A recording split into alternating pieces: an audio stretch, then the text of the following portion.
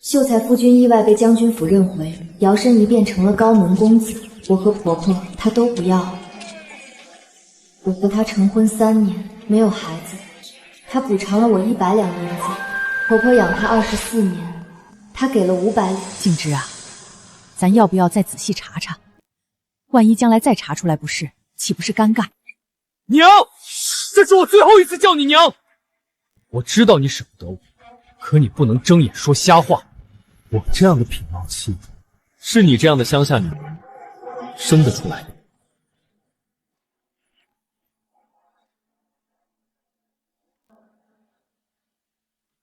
哼，看你那穷酸样！明天我的死讯就会传过来，以后你们就当我死了，不必再见了。翠娘也重新找个人家嫁了。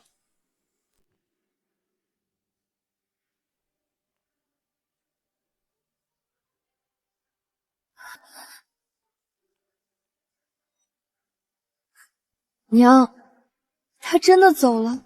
你接下来有什么打算？不知道，但我不想再嫁人了。都怪你太老实了。他进京赶考，一走大半年，你要是早点找个相好的，肚子怕是已经穿上货了。这会儿说是一父子，正好没人怀疑。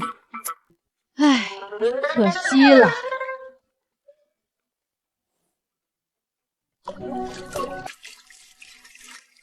100两银子该怎么花呢？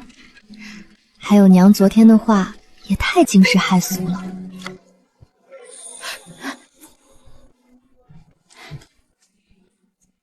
翠娘，你别太难过了啊！虽然没了夫君，但你婆婆是个能干的厉害人，有她护着你，往后的日子会越来越好的。婶子，我晓得的。你们是来找娘的吗？她早上出去了，还没回。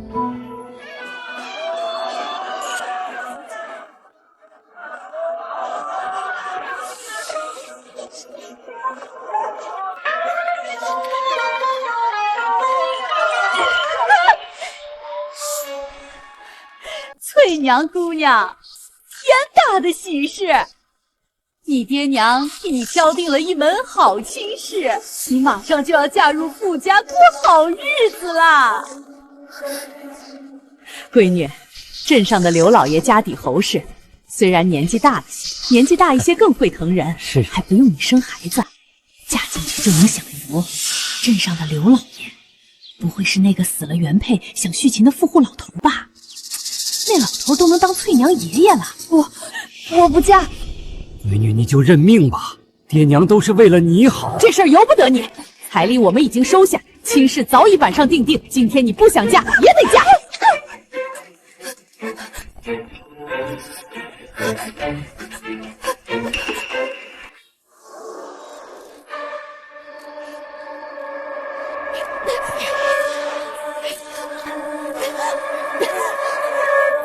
放开我！我不嫁，我死也不嫁！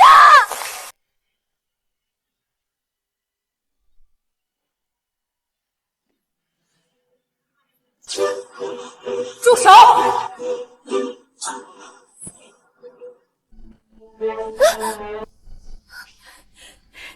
臭丫头，你给我过来！你今天要敢不嫁，我们就跟你断绝关系！对，我就当没有你这个女儿。娘，我爹娘要跟我断绝关系，您要是不嫌弃，以后我就给您当女儿，再给您招一个上门女婿，生好几个孩子，都跟你们老沈家姓。哦，不对，跟您姓王。这个不孝女！亲闺女的夫君刚没几天，你们就把她往火坑里推，也配当她爹娘？我们生她养她，嫁出去换点彩礼怎么了？说到底，你们不就是为了彩礼钱吗？翠娘，你真愿意认我当娘？我愿意。好，这30两拿去，从今天起，翠娘跟你们方家一刀两断，以后再敢上门来闹，逼翠娘改嫁，我就去衙门告你们逼良为娼，让你们蹲大牢。30两，比刘老爷的彩礼钱还多10两。既然翠娘铁了心，死活不想改嫁，我们做爹娘的也不能强人所难。他愿意留在你身边，那往后他就跟你过，我们再也不管他的事儿了。慢着，先把这份断绝文书签了。翠娘从此跟我姓王，和你们方家断绝所有关系，生养死葬，再无瓜葛。签，只要能让孩子安稳过日子，我们签。翠娘，你还有什么要跟他们说的吗？没有了。拿钱，滚吧！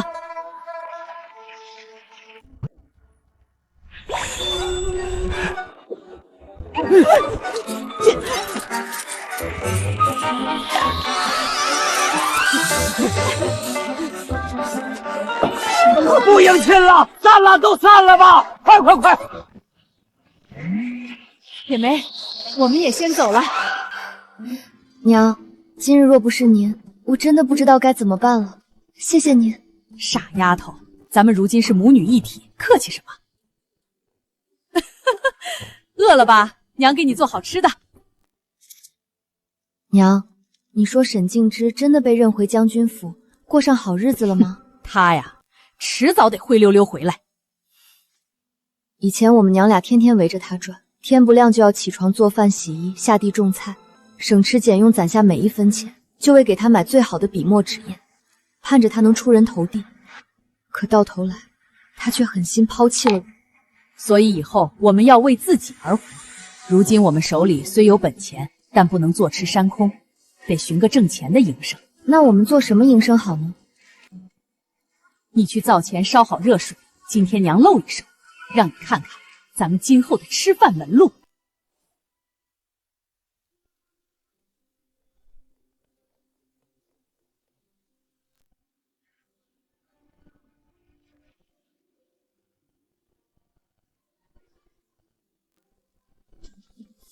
娘，水烧开了。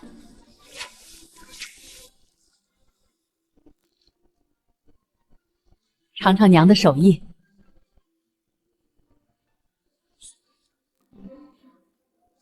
好吃。娘，这馄饨味道绝了，比镇上馆子卖的还要香。其实娘没成亲前，一直想开一家小馄饨铺。那时候邻里街坊吃过我包的馄饨，没有一个不夸好吃的。可惜后来嫁人生子，一辈子围着家里围着沈静之打转，日日操劳琐事，这份念想就搁置了。娘，那咱们现在正好可以圆梦了，开一家属于我们自己的馄饨铺。我也是这么想的。咱们可以去镇上物色一处带住宅的铺子，前店后宅，既能开店做生意，平日里住的也安稳，一举两得。好，都听娘的。以后我们好好做馄饨，开铺子，靠自己的手艺挣钱，踏踏实实过日子。带糖葫芦嘞！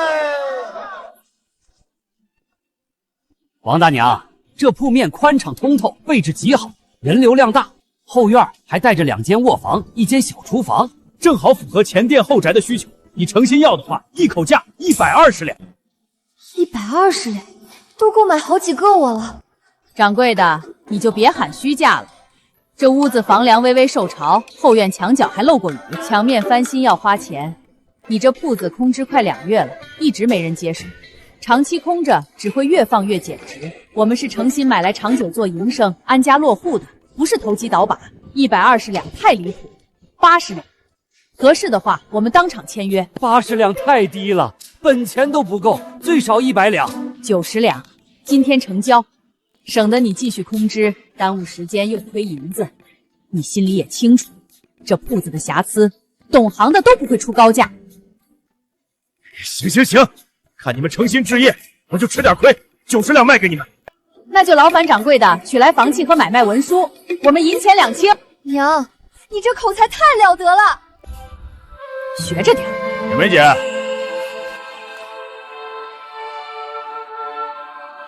这不是娘的相好大牛叔吗？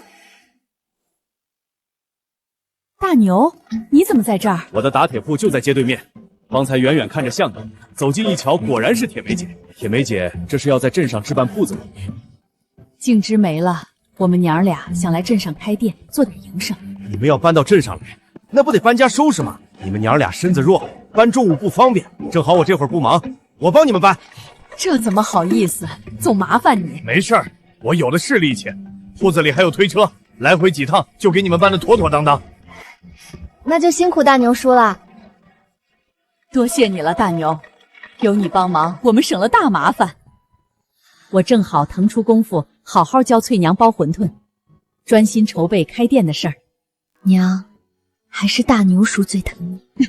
有大牛叔热心帮忙，我们搬家格外顺利。没多久，崭新的铺面也收拾出来了，我们拥有了属于我们的铺子。娘，我们明天就开张了。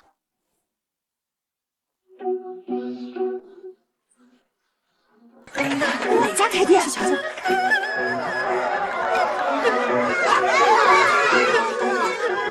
恭喜王大娘新店开张，大吉大利！多谢各位街坊捧场，今日新店开张，味道管鲜，分量管足，大家里边请。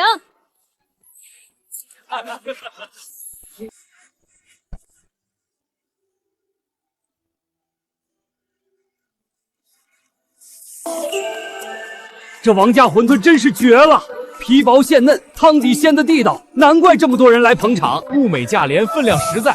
以后我早饭晚饭就定点你家了，天天来吃。掌柜的，麻烦快点儿。好嘞，大家稍等片刻，保证每碗都是热乎新鲜的。娘，得快点儿，外面好多客人等着呢。你看咱们这生意红火，人来人往的，有没有合眼缘的？不如娘帮你挑一个，要个孩子。娘，我现在满心都是铺子，暂时没有中意的人。那你说说，你喜欢什么样的，也好让娘心里有数，帮你多留意。我喜欢读书人，脸蛋要干净，身材不能太壮，但也不能弱。你这口味不行，中看不中用。男人还是得身子骨结实，力气足，遇事能护着人。像大牛叔那样的吗？少贫嘴，赶紧送去。是，这就去。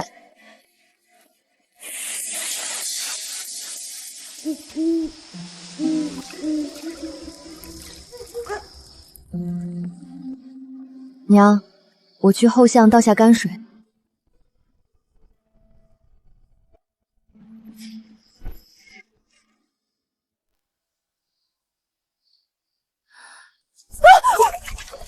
翠娘，怎么了？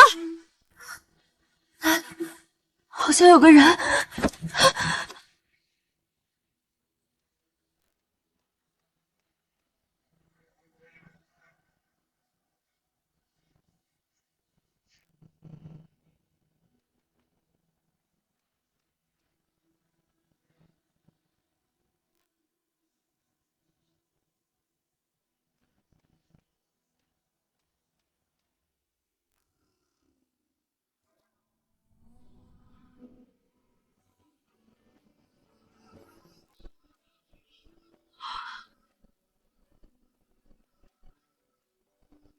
好俊的男人，还真让你说着了，可不就是你先前说的读书人模样，脸蛋干净俊俏，气质清雅金贵，完全长在你心科上了。娘，您别取笑我了，都什么时候了还说这个？还有气，命还吊着，衣服虽然破，但用料上乘。这人不像普通流民，能伤成这样，后头怕有麻烦。救还是不救？救人一命胜造7级浮屠。说人话。这么好看，死了可惜。搭把手。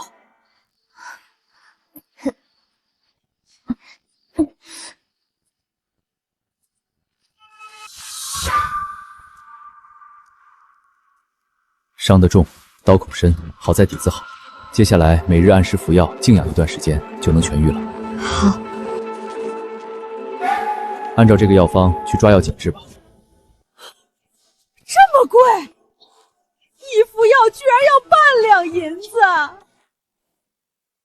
这公子伤势太重，普通草药压不住，必须用人参、当归这类滋补药材。想保命痊愈，就不能省这点药钱。娘，罢了罢了，人都救回来了，总不能半途而废。翠娘，这男人要是成不了你孩子他爹，咱们可亏大大了。娘，好了，不逗你了，你赶紧给他把血衣换下来，我跟大夫去抓药。知道了，娘。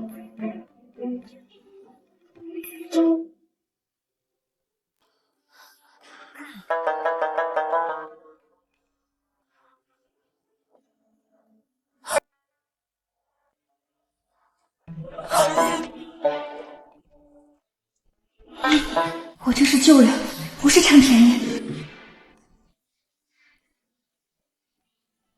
画本里捡来的男人都会失忆，等他醒来，我就说我是他的娘子。相公，然后他就会抱着我，听我使唤，和我生孩子。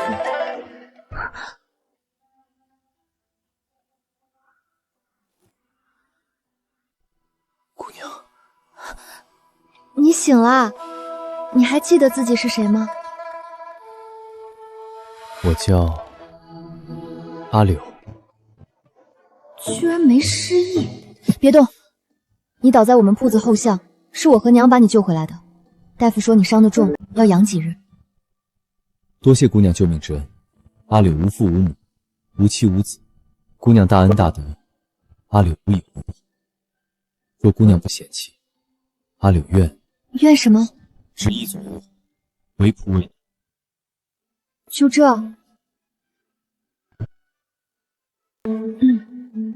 为仆为奴倒是不必，你陪我睡几觉就行。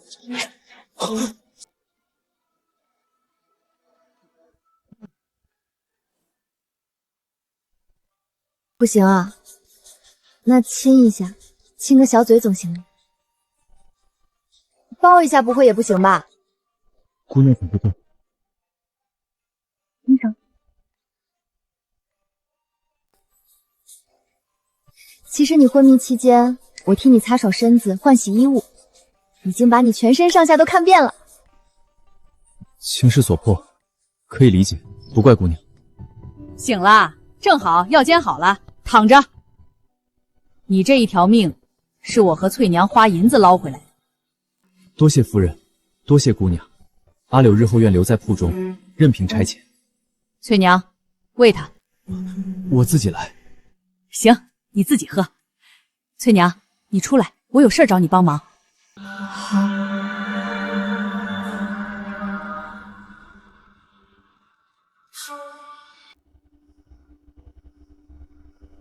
娘，要帮什么忙？傻孩子，男人不是这么扑的，得让他自己往你碗里跳。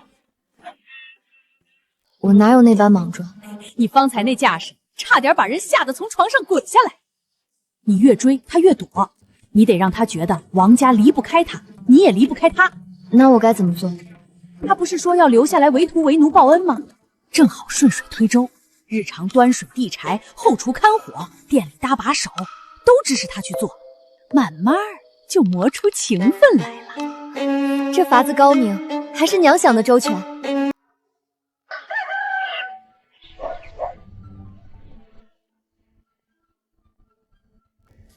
阿柳，你既说要留在铺里报恩，那便帮着做点力所能及的活计吧。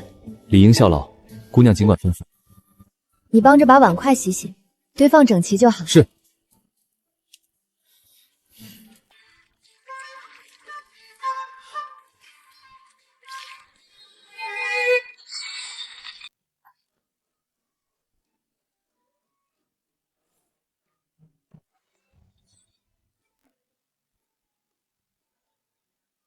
哦，抱歉，我保证不会再摔碎了。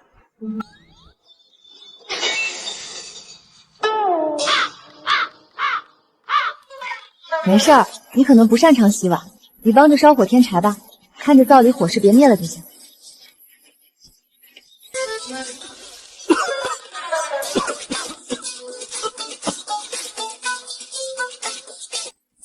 洗碗不行，烧火也不行，难不成阿柳和沈静之一样，是个肩不能扛、手不能提的废物？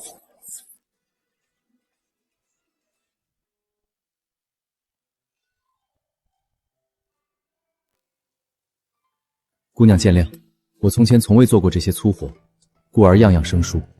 但我绝非偷懒耍滑，只要姑娘愿意教，我定静下心好好学，不怕吃苦。罢了，你本就不是做粗活的底子。既然你真心想学，那我便一步步教你，不急。多谢姑娘包容。自那以后，我开始耐心教阿柳干活。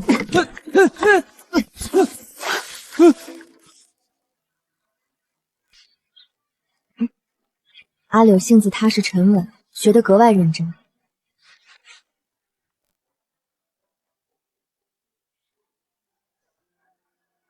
日子一晃就过了1个月，阿柳学有所成，不仅能端水递柴、后厨看活，甚至连馄饨都包得有模有样。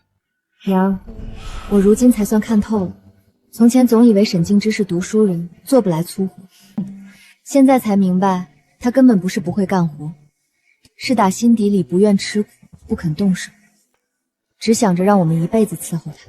男人要是只会摆架子，等着旁人伺候，再光鲜的外表也掩盖不了废物的底子。这个阿柳就不错，脸好看，肯干活，性子还温顺听话，确实是当孩子他爹的好苗子。娘，你怎么天天说这个？我不说，你就只会傻看。阿柳哥，再来一碗馄饨。我也要再来一碗，必须阿柳哥你亲自送来哦。好，你们稍等。你说话真温柔。自从阿柳来了，铺子的生意就更好了，女客人更是成倍增加。这就醋了。我有什么好吃醋的？阿柳哥，我家就在巷口，今儿我娘病了，你能不能替我送2碗过去？送去你家吗？这还要问掌柜娘子啊？铺里的事，听翠娘安排。送吧，送完就回来，别把碗落人家家里。我去就回。光眼馋没用，得占名分。我也想占名分，可阿柳手里的好，我到现在都只牵过他1次小手。别急，娘有预感，我们家有喜事将近。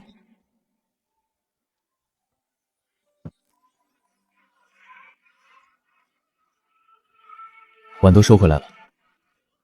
好，翠娘，这是你新男人吧？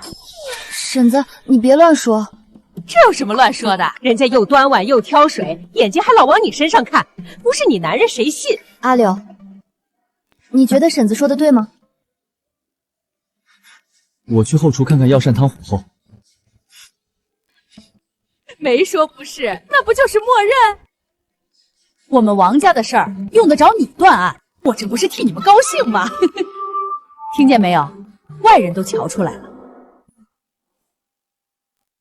我就说了，我们家有喜事将近。铁梅姐，临近年关，猪铺今天忙得脚不沾地，我怕你等肉做馅儿，就直接给你送来了。大牛，真是太麻烦你了，你把猪放后院阴凉处就可以了。好。娘，我觉得您刚才说家里快办喜事儿，更可能是你和大牛叔。一天天胡咧咧，我都一把年纪了，兴什么喜事儿？你笑什么？觉得家里热闹。热闹归热闹，猪肉钱要记账。记什么账？大牛送来的，我心里有数。娘心里当然有数。哎呀，阿柳护我！行，护得挺顺手。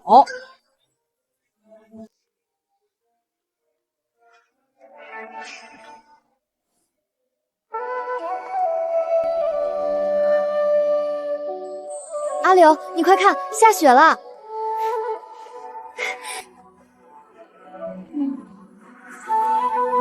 日子过得真快，居然要过年了。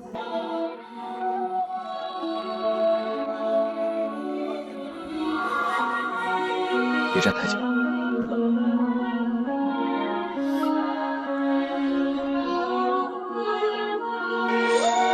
你从前过年热闹吗？记不清了。你们两个过来。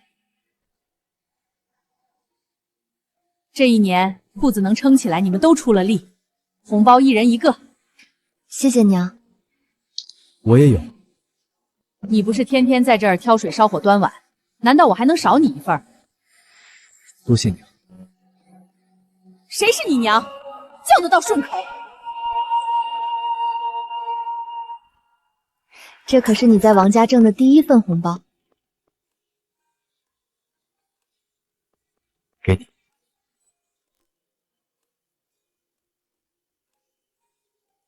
给我？我吃住在这里，衣裳鞋袜也都是你置办，要钱也是你和娘出的，我没有用钱的地方。那你以后挣的钱都归我管。好。你新年有什么愿望？你想要什么？我想跟你生个女儿。还有呢？再生个儿子。不行吗？翠娘，我这一辈子也就这样了。啊？不会考取功名，不会大富大贵，可能一辈子就只是帮你打打下手，照顾家里。这样，你还愿意吗？有什么不好？会赚钱的男人我见过，考取了功名的男人我也见过。你会不会大富大贵我不知道，但你肯学肯干，还会把红包交给我，这就很好了。那么，正月里，我们挑个好日子成亲吧。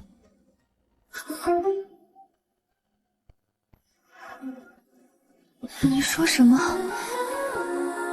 我想做你的夫君。丑话说在前头，如果成亲，你是入赘，将来孩子要跟我姓王。当然。家里的钱归我和娘管。好。铺子的活不能偷懒。不会。你俩杵那儿干什么？饭要凉了，快来吃饭。娘，阿柳愿意当我孩子的爹了，真的。娘，我愿入赘王家，求娶翠娘。磨磨蹭蹭到年关才开口，害我连喜布都没提前备，明儿还叫大牛帮忙挂红绸。多谢娘。谢什么？入了王家门就好好过日子，敢欺负翠娘，我把你剁成馄饨馅儿！娘放心，一定会好好对翠娘的。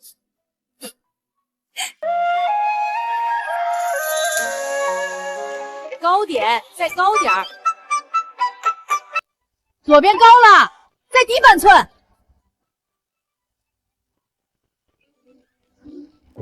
这样呢？还成。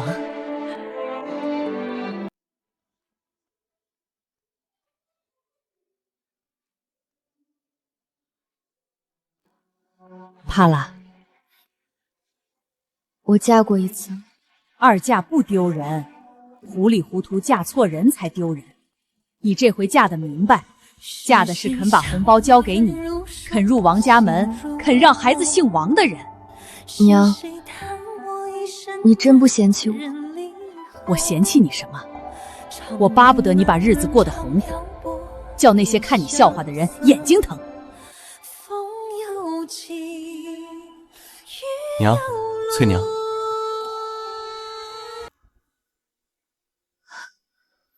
我身无长物，婚书上已写明，入赘王家，日后孩子随王姓，日后所得，皆交翠娘和娘掌管。还真有男人愿意这样写。怎么，我王家差了？不差不差，翠娘好福气。别哭，高兴。我就是高兴。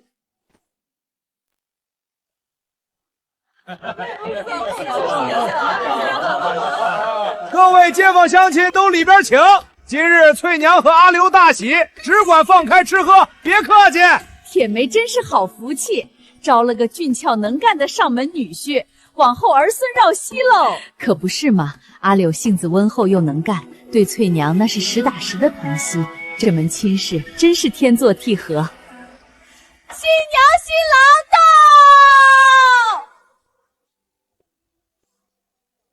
小姐，看。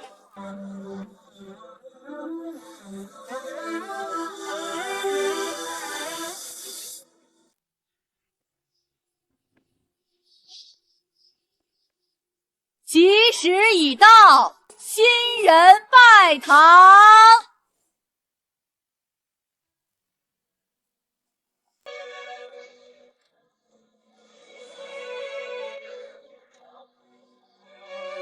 阿柳，现在可以亲个小嘴了吗？情丝百转，丝丝缠乱又不知。闭上。我怕错过。碧连理双枝，难寄托这相思。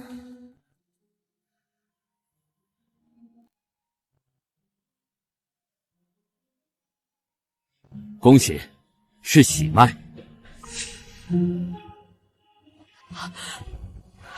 真的？千真万确。太好了，真是太好了！我们王家要有后了。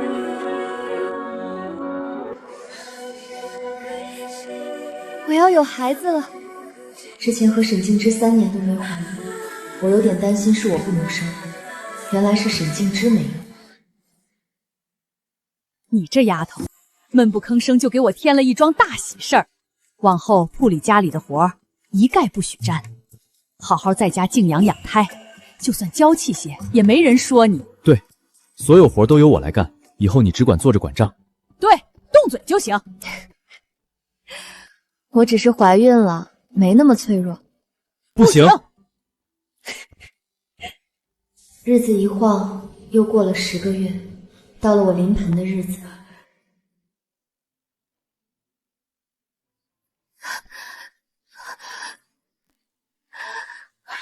头已经出来了，再使把劲儿。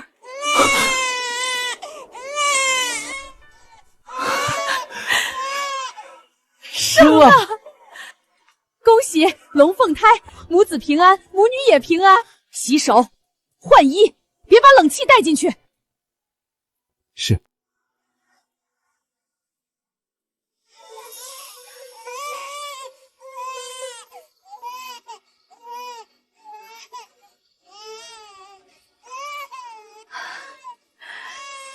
这孩子真可爱，他们的名字我都想好了。姐姐叫王凤，弟弟叫王龙。我能添一字吗？姐姐展凤，愿她展翅，不困于小门小户；弟弟一龙，愿他扶正守义，不负王家养育。读书人起名就是拗口。王展凤，王一龙，好听。翠娘，辛苦你了。娘，咱们王家真热闹了。是啊，真热闹了。啊，对了，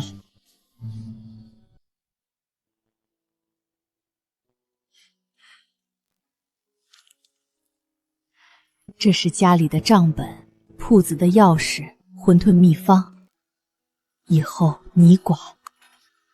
娘，我还年轻，您管得好好的。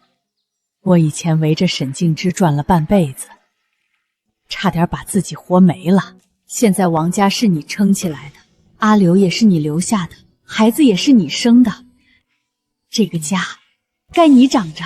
娘说的对，以后铺子、田庄、孩子，我们都听你安排。别怕，娘会在后头给你撑腰。好，那我管。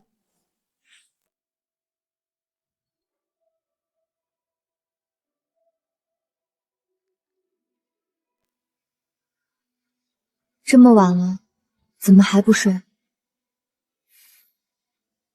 没什么，只是想起一些往事。阿柳，我以前只想要个孩子，现在我不只要孩子了，我要你也在。这些天不知道为何，我一直心绪不宁，总担心阿柳会离开。毕竟捡他的时候，我就觉得他的身份不简单。我在，你放心，我不会离开你和孩子们。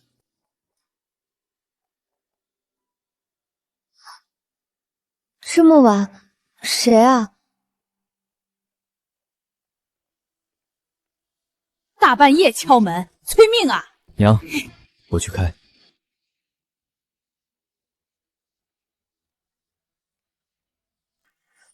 少爷，夫人病重，求您回京。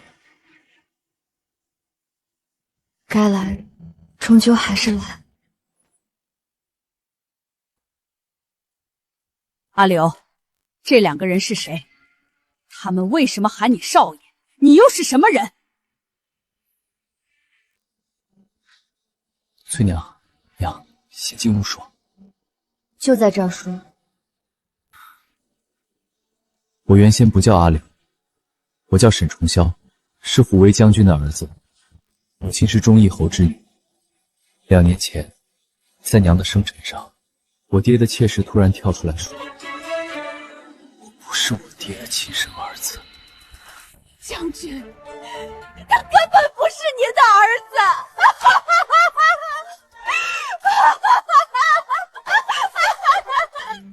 红姨娘，你在风言风语什么？玉玲说，当年你害我没了孩子，我怀恨在心，所以在你生产后，将你的儿子和慈幼局的一个孤儿调换了。他只是慈幼局的孤儿，而你的儿子早就被我送去了乡下。养错儿子的滋味不好受吧？或许是命运锤炼爹娘吧。没多久，有个秀才进京赶考，凭着随身的一件配置被认回了将军府。所以他们把你赶了出来。没有，我娘不认那孩子，说我才是他儿子，他偏疼我，对我极好。我化名阿柳，也是因为娘姓柳。那你怎么会来这乡下，还受了这么重的伤？我娘的儿子找上我，说因为我导致爹娘天天吵架，家宅不宁，他求我离开，说只要我走，将军府便能安稳。但我不知道该去哪，就去了他的家乡。谁知路上遇到了土匪，受了重伤，被你和娘所救。秀才认回将军府、家乡，这些听着怎么耳熟呢？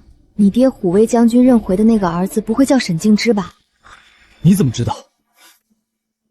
沈敬之就是我那早死的前夫，实际上他不是死，而是找到了亲生父母，不要我和娘。他竟是此等忘恩负义、薄情寡义之徒。他说自己不曾娶妻，养父养母皆已过世。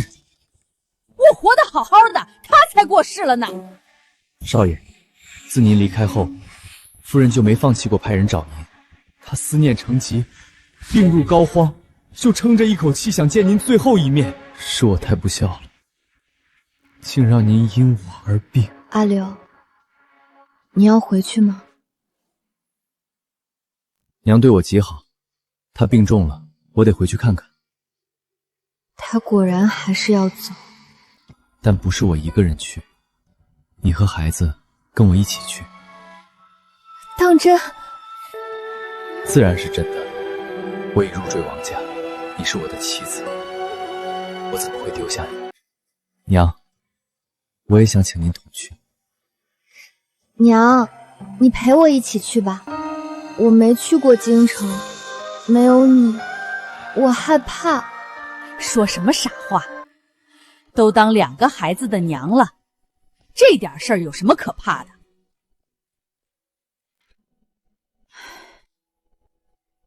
我得先安顿好铺子，再去京城找你。那什么虎威将军，说不定从前也是泥腿子出身。不比高贵，你不用怕。那好吧，你安顿好了铺子，就得来京城找我。好，进京吃饭喝水都要钱，别让人觉得咱王家手短。他若受委屈，你站他前头；他要说话，你别替他闭嘴；他要动手，你别拦错人。娘，我记住了。时辰不早了，快出发吧。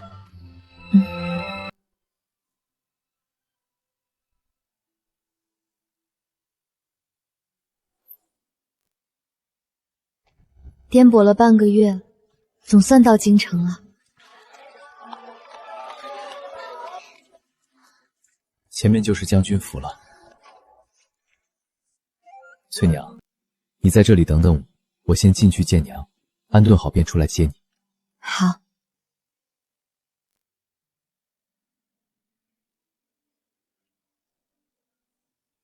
不愧是京城的富贵人家，陈设华贵，一砖一瓦皆是风骨。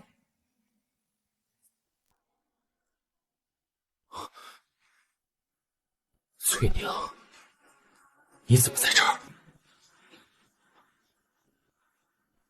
啊！这是我们的孩子。刚满月，跟你没关系。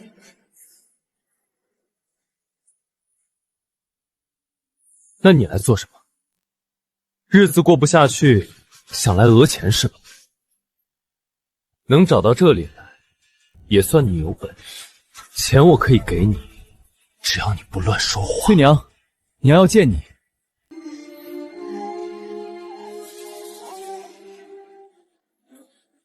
你们认识？翠娘，你见我娘要做什么？放开我娘子！翠娘是你娘子？不可能！有什么不可能的？你不是叫我再嫁吗？那这两个孩子，我和翠娘的孩子。别理他了，我们进去吧。夫人，你们的事儿，重霄跟我说过了，在你们那儿入赘是不用喊娘的吗？娘，这是我母亲给我的，今日给你。娘，这太贵重了，我不能收。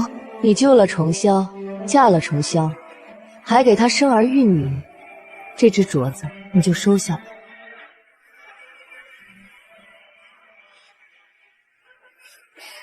谢谢娘。孩子的见面礼也不能少了。小莲，去拿2个金锁，孩子一人1个。是。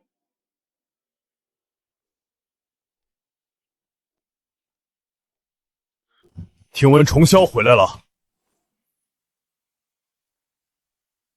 父亲，见过将军。这位是？回父亲，她是我的妻子王翠娘。你的妻子？她是何方人士？家世如何？翠娘是出身乡野，无世家门第，亦无显贵亲族。乡野村妇？罢了罢了，既然你已娶了她，往后便让她随你住在将军府。不过言行规矩都要学，别把乡下那套带进来。父亲，并非我娶她，而是我入赘王家。你说什么？你竟入赘乡野村妇？等等，重霄入赘好像是件好事。这些年真假儿子的事闹得我不得安生，父母的宠爱，将军府的家产，通通都是问题。如今重霄入赘，就都解决了。呵呵，还是你懂事。重霄回来后，夫人的精神头都好了许多。重霄，你们先在府上住下吧，等你娘完全康复了再回去。是父亲。将军夫人，宫里派人来传话，皇上要召见崇教少爷。皇上为什么要见你？我之前是皇上身边的侍读学士，我要去宫里一趟。娘，麻烦您安顿好翠娘和孩子们。知道了，你去吧。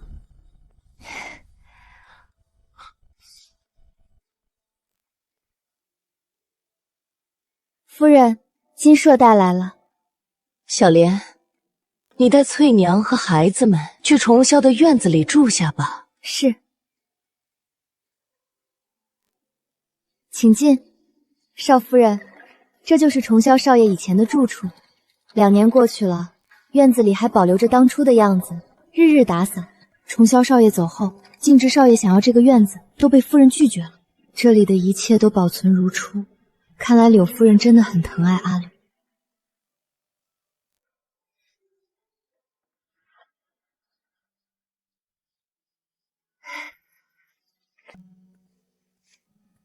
回来了，皇上召见你，都说什么了？一个好消息，一个坏消息，你想先听哪个？还有坏消息啊？那先说坏消息吧。我们原本只打算在京城住3-5个月，等娘病痊愈了就走。可如今，怕是要常住了。啊？为什么呀？那好消息呢？好消息是，皇上没有怪我失踪，还让我官复原职，3日后入宫当值。这也是要在京城常住的原因。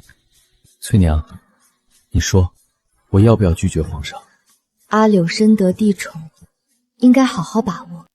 阿柳的人脉全在京城，有他的托举，2个孩子的前途不会差。拒绝皇上岂不是抗旨了？既然皇上恢复你的官职，那我们在京城买个宅子安家吧。好。那你娘那边你打算怎么办？她如果想住京都，我就把馄饨铺子搬过来；想住老家，我就多请几个人照顾她。反正王家不能散。王家不会散。夫人，少夫人带来了。娘，您找我有什么事吗？这个，你拿着。这是帝戚，听崇霄说你们要在京城找宅子，不用找了，住这里就行。娘，这太贵重了。崇霄是入赘，我还没有给他准备嫁妆，这只是头一份，后头我整理好了再给你们送去。自古嫁妆是私产，我哪能拿赘婿娘家的东西白用？就算我给了崇霄，以他的性子也会交给你，你就赶紧收下，别再推辞。那我先替他收下。夫人，崔姑娘求见。让她进来吧。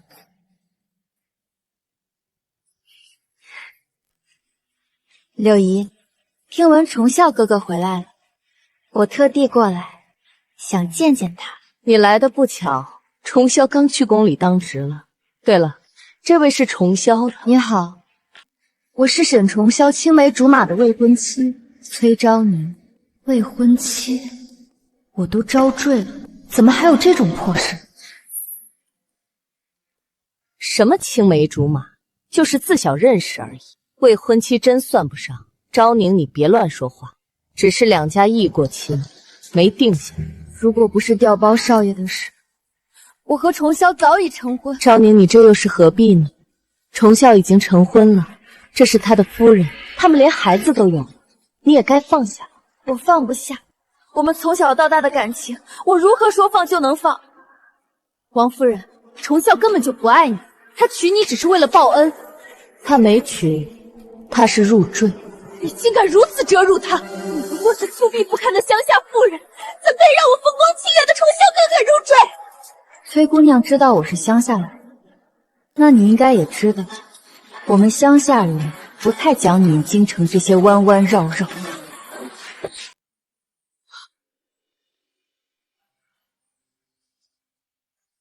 我堂堂丞相府千金，你竟敢打我！你再满嘴喷粪侮辱我就打烂你的脸！六姨，你也看见了，他如此粗鄙，怎么配得上崇孝哥哥？我只看见你先辱人，他才动手。您从前不是这样待我的，从前你也没有当着我的面羞辱我儿媳。崇孝哥哥，他打我！王翠娘，你居然打他！你怎么敢的？懂了，三角恋加上我就是四角恋。手疼不疼？有点儿，他脸皮挺厚。崇孝哥哥，你怎能这样待我？他打了我！崔姑娘，你3番5次约我见面，我都拒绝了。我以为你该明白我的意思。我不明白，我不明白。崇孝哥哥，我不信你对我一点情意也没有。真没有。你骗人！我知道你心里有我，你只是怕他伤心。我知道你是一个道德感很强的人，我不需要你为我抛妻弃子。我们成婚后，我答应你让他做贵妾，他的孩子也可以记在我名下。翠娘，抽他，用鞋底抽。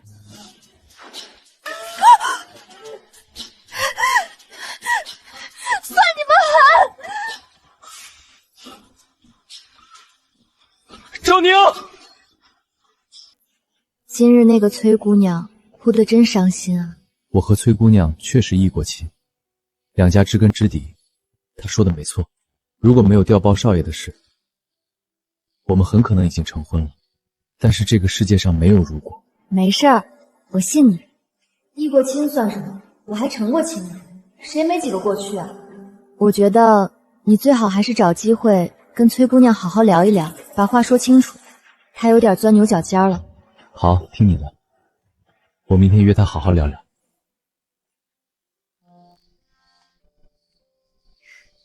今天阳光正好呀，孩子得多出来晒晒太阳。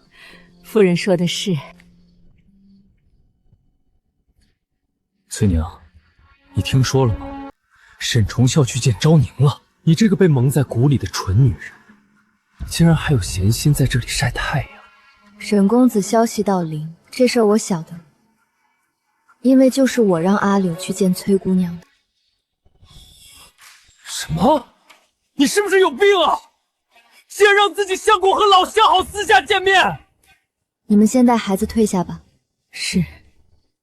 别说的这么难听，我只是让阿柳跟崔姑娘说清楚。你真是蠢得令人发指！昭宁是丞相府的千金，琴棋书画样样精通，你一个乡下妇人拿什么跟她比？沈重孝脑子进水了才会变心喜欢你，我要是你，我早就劝他回乡下了。你们两个，一个不知道哪里来的假货，一个没什么见识的村妇，京城不适合你们。你要是不想再三嫁，不想孩子没了爹，就赶紧走吧。我怎么看着被崔姑娘迷昏了头的人是你啊？是，我承认，我第一次见昭宁就爱上她了。如果不是沈重孝鸠占鹊巢，我和昭宁早就成婚了。他等了沈重孝2年，我也等了他2年。明明他已经快被我打动了，沈重孝却回来了。崔姑娘快被你打动了，可你明明连你娘都还没能打动。我娘那是心善，2条狗养了20几年也会不舍得。我和她之间有切不断的血缘关系，她迟早会接纳我。这么久了都没接纳你，还迟早？下辈子？你给我闭嘴！愚不可及。翠娘，这么快就聊完了？崔姑娘怎么说？她应当是已经想清楚了，说以后都不会来纠缠我了。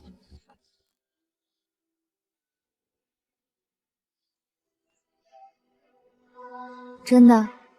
真的，她亲口说的。这么容易就解决了？我怎么这么不信呢？果然，我的预感是准确的。第二天，崔昭宁就来找我。你这是要闹哪出？王夫人，我知道重霄哥哥心里只有你，但我真的不能没有他。我求求你，你让我进门，做妾也好，做丫鬟也好，我什么都不会和你争，只要能每天看到重霄哥哥，我就心满意足了。你爹娘如珠如宝的把你养大，是为了让你给别人下跪做妾的吗？你要是我女儿，将来为了一个男人跪到别人家里求做妾做丫鬟，我先煽醒你，再煽醒我自己。我只是喜欢他，喜欢一个人，不该把自己踩进泥里。丞相千金当妾，你替你家里其他姐妹想，难怪重霄不喜欢，任性妄为，自轻自贱。起来吧，你要是真有骨气，就别再为难自己，也别再为难别人。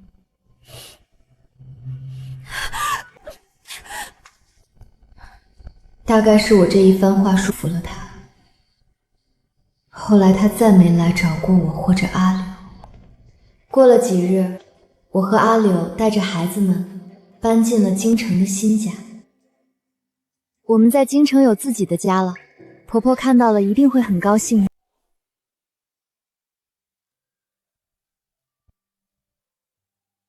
你们带孩子们进屋歇息吧。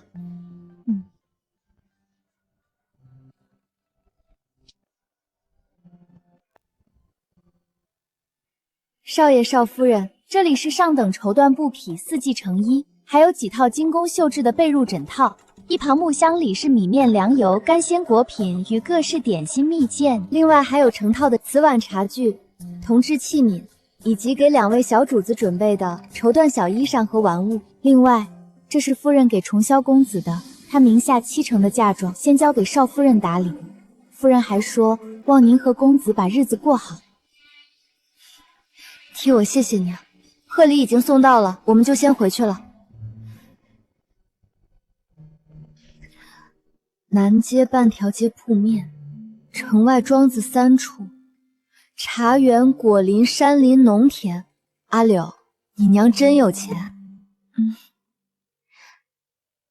外祖母善经营，娘的嫁妆原本就丰厚，这些年她自己也打理得好。我听说你娘家当初是跟着先皇打天下的。是，所以先皇登基后才封了外祖父为忠义侯，外祖母为护国夫人。爹原是外祖父的下属，立了几次战功后被我娘看中了，后来被封了虎威将军。这剧情听着就跟话本似的，可后来虎威将军怎么纳了一房小妾？因为我娘迟迟无孕，父亲便纳了红姨娘。红姨娘仗着父亲纵容，与娘斗了多年，后来才有调包之事。那红姨娘闯下这样的弥天大祸，现在怎么样了？被关在了将军府的家庙里。不说这些了，我娘的这些嫁妆，你收好。自古以来，嫁妆都是私产，我不能要。救命之恩，怎么样都不为过。好吧，那我勉为其难，先替你收着。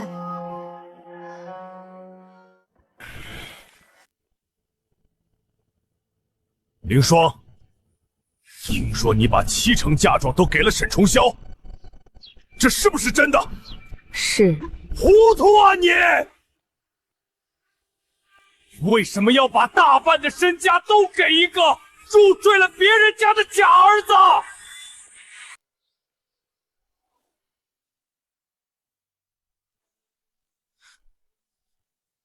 娘，我才是你的儿子啊！就算你舍不得那个假货，你也不能这么偏心啊！凭什么他能拿7成，我只能得3成？你想多了，剩下的3成是我养老用的，我死后仍然归重霄。什么？为什么？到底是为什么？娘啊，我才是你的亲生儿子啊！这世上怎么会有你这种娘亲？我早就说过，我只认沈重霄一个儿子。静之，来人，快请大夫来看看少爷。陆凌霜，你连亲生儿子气吐血都无动于衷吗？是不是非要把这个家拆散才满意？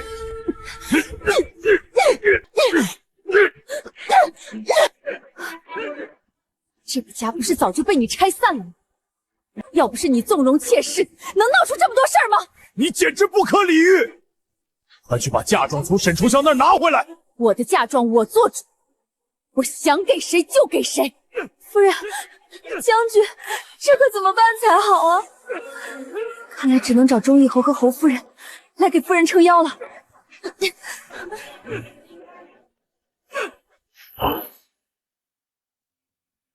少爷，大事不好了！夫人和将军打起来了。什么？翠娘，我得回将军府看看怎么一回事。我跟你一起去。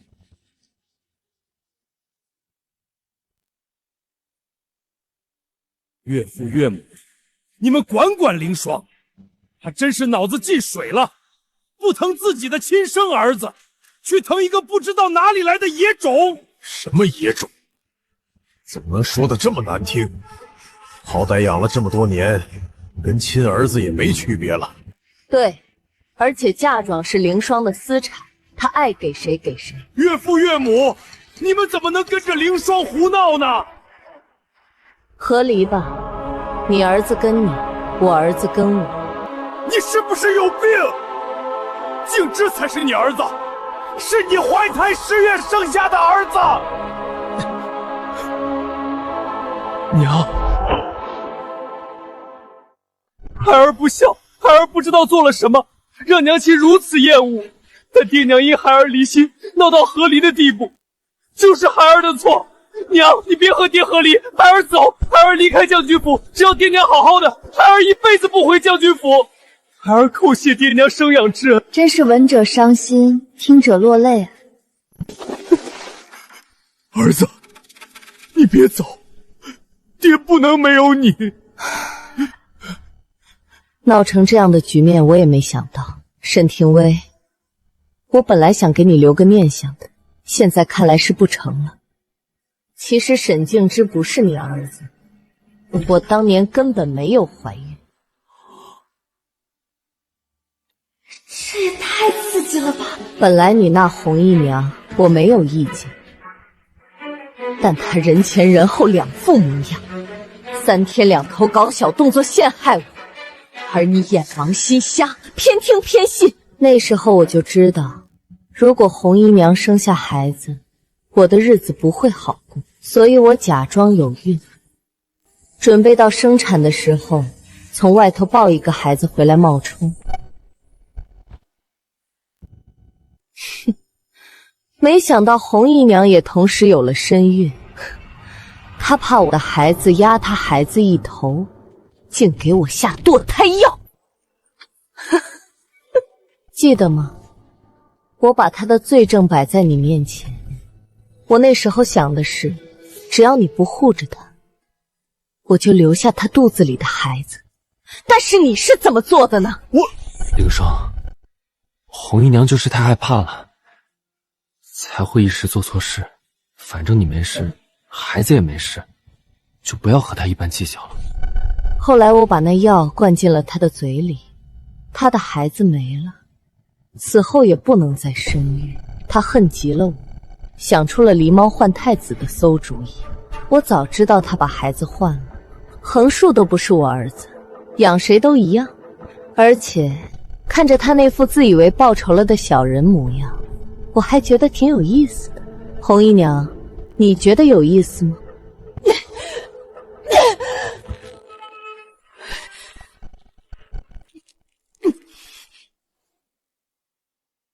柳凌霜，你这个毒妇，你不得好死！将军，他害死了你唯一的儿子，你要替我们的儿子报仇啊！难怪柳夫人那样对我，难怪忠义侯府不肯托举我，原来真相是这样。景之，你别怕，你虽然不是柳凌霜的儿子，但你还是我儿子。爹，看来这2年的相处，爹已经舍不得我了。你娘是不是通州沈家村的王铁梅？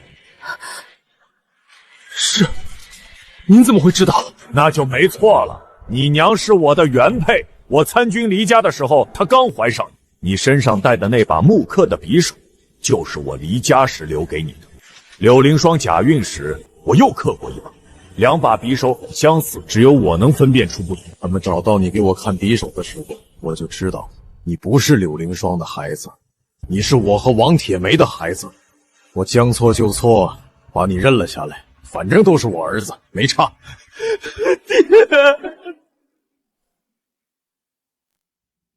沈廷尉，你这个小人，原来你早就娶妻，你骗我！是又怎样？你骗我一次，我也骗你一次，我们扯平了。扯平个屁！小瘪三，靠着我们柳家才人模狗样的在京都立了足，竟敢骗婚！柳凌霜，这就是你的报应！现在我有儿子，你没有！哈哈哈哈！要不是你娘早死，我今天就休了柳凌霜这个悍妇，迎你娘来做将军夫人。原来虎威将军就是娘口中在打仗中死了的公爹。其实他压根没死，他为了攀高枝抛妻弃子，难怪他和沈静之是父子。其实我娘没死。你是我女儿！你想得美！沈静之是我前夫，他不能生，我就跟他和离了。他娘也嫌弃他不能生，就认我做了女儿。你的前夫竟然是他！你胡说八道！我什么时候不能生了？我跟你成婚3年，我都没怀孕，和重霄没2个月我就有了，还是龙凤胎。不是你不能生，还能是什么？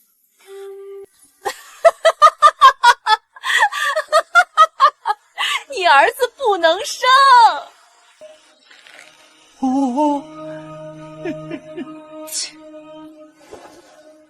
你那会儿不是说你养母死了吗？我那时怕将军府嫌弃，乡下旧事。真是有其父必有其子啊！你不也从来没提过你乡下的妻儿？罢了，没死最好。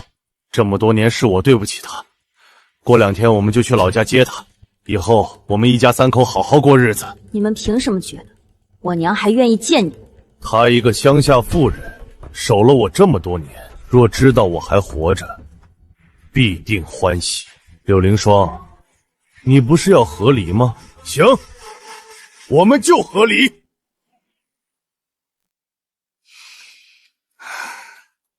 离，必须离！小莲，立马收拾好我的所有东西，一件都不许留下。我要搬去跟阿柳翠娘同住。没想到这将军府的故事如此峰回路转，到最后我娘竟还是沈静之的娘，还成了虎威将军的原配。发生了这么多事，恐怕要给娘发信，事先告知。你说的对，你快替我给娘写信。为何要我代笔？我那狗爬的字一点进步没有，我怕娘说我。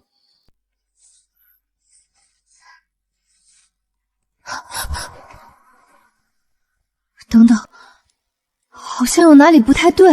如果沈静之是虎威将军参军离家那年怀上的，他怎么会和阿柳同岁呢？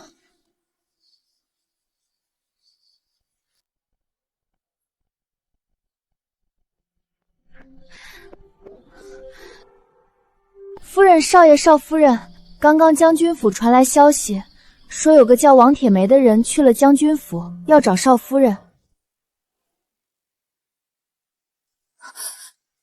娘来京城了，可他怎么会去将军府找我？我们的信早上才刚寄出，娘怕是没收到，以为你还住在将军府呢。那我们得赶紧过去把他接回来。我也跟你们去一趟。铁梅啊，这么多年我没有一刻忘记你。当年柳家大小姐看中了我，强取豪夺，我没有反抗的能力，只能屈从，但我心里只有你，我从来没爱过她。老天有眼，你养大了我们的儿子，还这么有出息，我们一家三口终于能团聚了。我强取豪夺你，你要不要脸了？娘，别冲！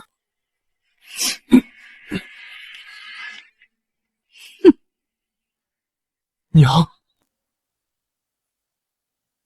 沈廷威，你装死多年，脑子也一起埋了。沈静之的年纪对得上吗？你就在这儿认儿子？我想的果然没错，之前光顾着看戏，这么明显的漏洞，竟一直没人提出来。可是我走的时候，你明明说你怀孕了，你还让我给孩子刻一把匕首，那个孩子呢？你是不是还有一个哥哥？哥哥，我没哥哥呀。我没怀孕，我骗你的，我自己什么货色我自己清楚。你走了，我肯定耐不住寂寞。为了避免你回来看到我身边多了一个孩子惊讶，我就提前给你个心理准备。什么？唉，但是那年周边的男人几乎都去打仗了，哼，剩下些老弱病残我也看不上。后来天下太平了，日子好起来了，我才勉强挑了个能看。那大牛叔才是我爹。大牛叔是谁？他不是。你亲爹是一名游医，就脸能看，其实不怎么中用。我怀上你后，就把他给踹了。呵呵，大牛叔是我后来找的。那我亲爹现在在哪儿？谁知道呢？露水情缘而已。我早就提醒过你，让将军府好好查一下你的身世。你看现在多尴尬。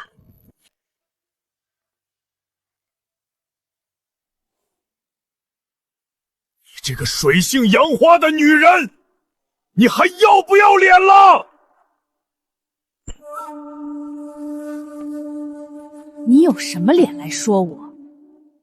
你以为我不知道你为了攀高枝假死吗？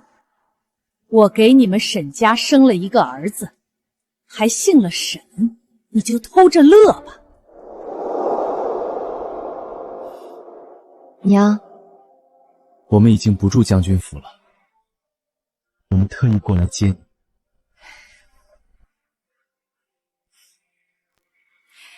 你没儿子喽？好姐姐，你替我出了一口恶气。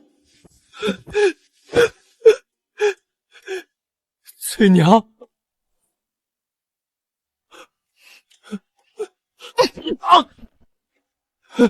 拉拉扯扯做什么？我早当你死。我现在跟你一点关系都没有。娘，我们回家吧。好，回家。这京城的街道可真热闹。是啊，比咱们那儿热闹多了。就是。好，很好。以后咱们在京城也有家了。我就知道娘会欢喜。娘，我错了，你别不要我。娘不会是要原谅沈静之吧？不过也是，到底是她肚子里出来的孩子。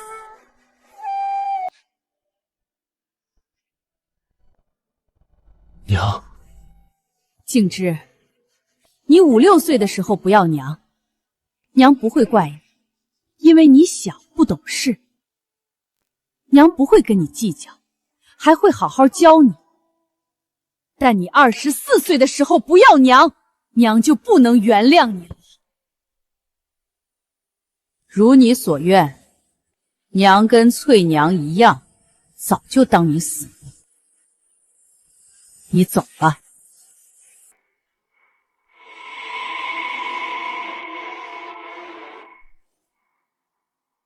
我不走，娘，你不要丢下我。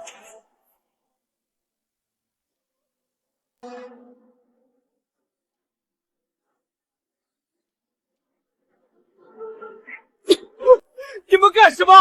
放开我！沈静之成了全京都的笑话，她的身世以她不能生的事都传开了。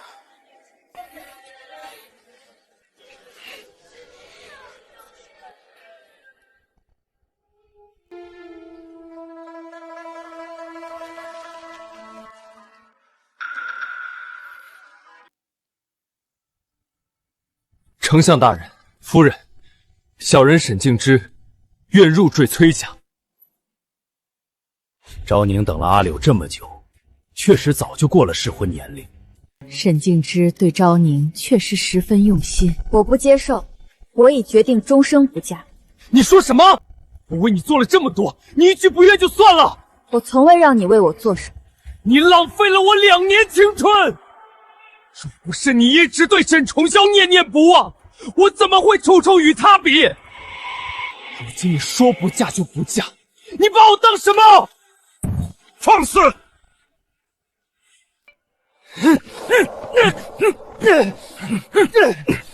拖出去！崔昭宁，你欠我一个交代！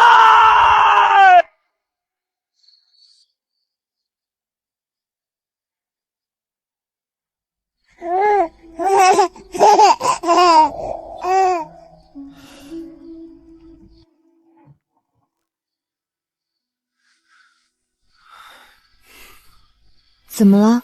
沈静之在丞相府撒泼打滚，丞相觉得他毁了崔昭宁声誉，给他穿了小鞋。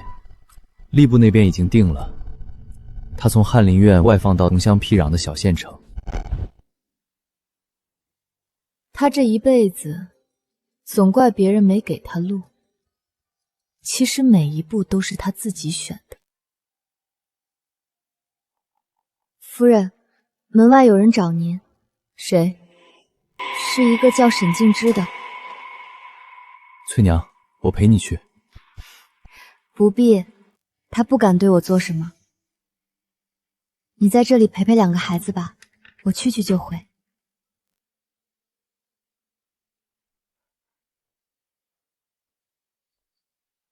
找我有什么事？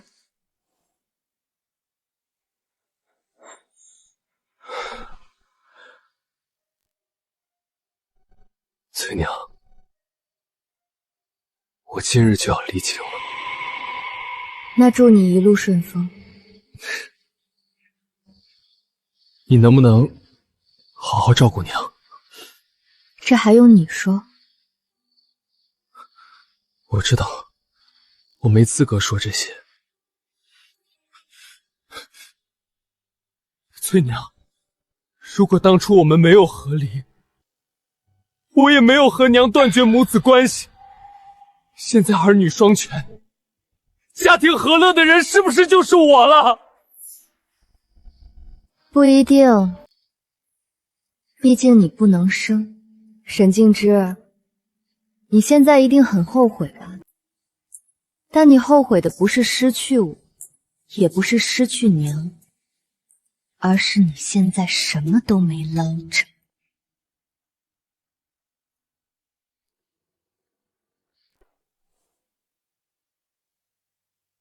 我在京城住了半个月了，差不多该回通州了。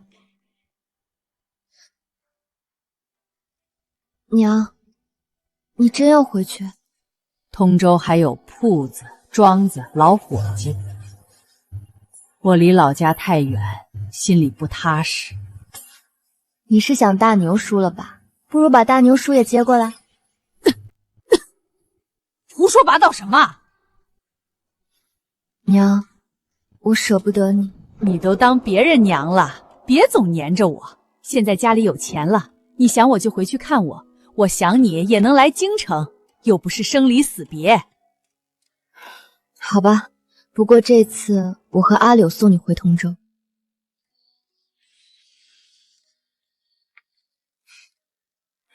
你们都要去通州啊？那我也去。我闲着也是闲着，正好去看看能养出翠娘和姐姐的地方是什么样子的。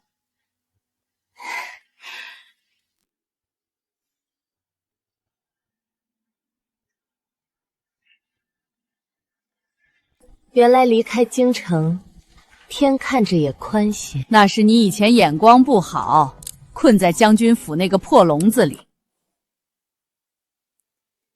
那姐姐的眼光也不行，你可是沈廷威的原配呢。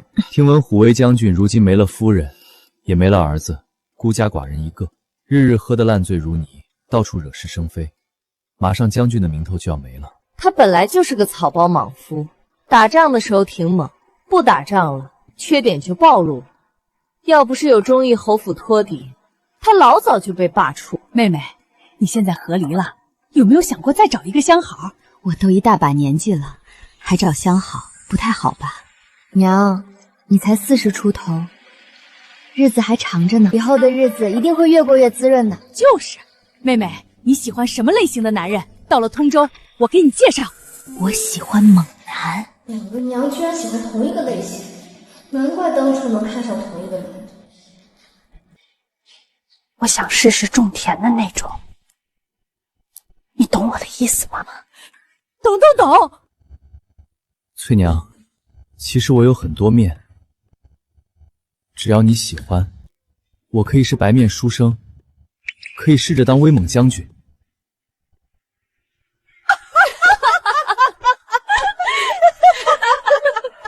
你只要当你自己就好，我喜欢的就是现在的你。